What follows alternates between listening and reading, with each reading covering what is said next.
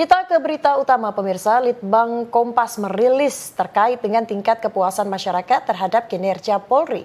Hasilnya tingkat kepuasan masyarakat terhadap Kepolisian Republik Indonesia meningkat capaian 78,2%. Tingkat kepercayaan publik terhadap institusi Polri terus menguat.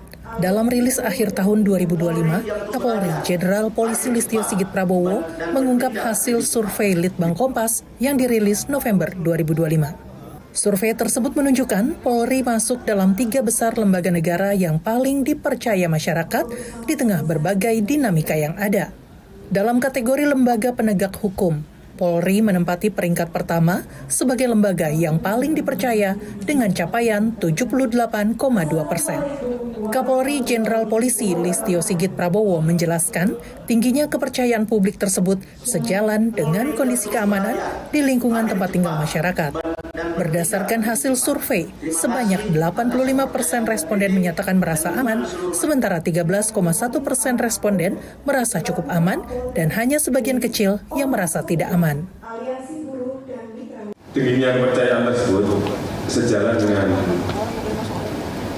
kondisi keamanan di lingkungan tempat tinggal, di mana hasil survei sebanyak 85% responden menyatakan merasa aman, sementara 13,1% merasa cukup aman dan hanya sebagian kecil yang merasa tidak aman.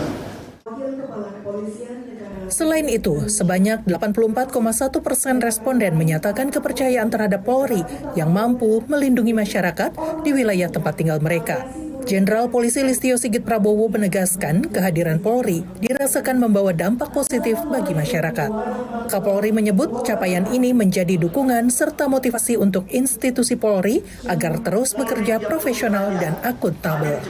Laporan Raisa Oktaviani, Fauzi Irawan, Jakarta, Garuda TV. Masih terkait Polri, pemirsa, Kapolri Jenderal Listio Sigit Prabowo memaparkan keberhasilan institusinya dalam mengatasi kerusuhan pada akhir Agustus 2025. Pernyataan ini disampaikan dalam rilis akhir tahun 2025 Polri. Sebelumnya, Kapolri Jenderal Listio Sigit Prabowo menyampaikan peristiwa kerusuhan di Nepal yang terjadi pada September 2025. Kerusuhan itu lantaran pelarangan platform media sosial dan tuntutan anti korupsi yang mengakibatkan 72 orang meninggal, serta ketidakpercayaan masyarakat kepada pemerintah dan media. Sedangkan di Indonesia, Kapolri mengungkap terjadi hal yang sama, khususnya pada akhir Agustus 2025. Kapolri bersyukur Indonesia mampu melalui tantangan peristiwa kerusuhan tersebut. Kapolri menyatakan peristiwa yang terjadi dapat segera diatasi dan dampak serius yang terjadi bisa dimitigasi. Alhamdulillah beberapa waktu yang lalu kita Indonesia juga mengalami hal yang sama, khususnya pada saat peristiwa di akhir Agustus yang biasa kita sebut dengan Agustus Kelabu ataupun September Gelap.